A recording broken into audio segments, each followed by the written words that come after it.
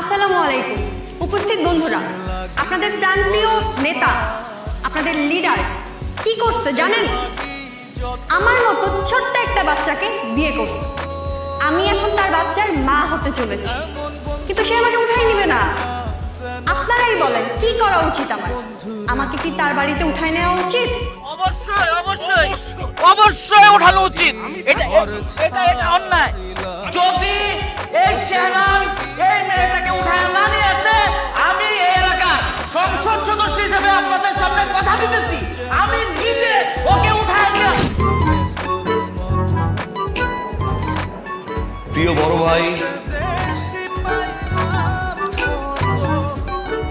ফিরোজ ভাইয়ের মতো বাটপার চিটার হয় না।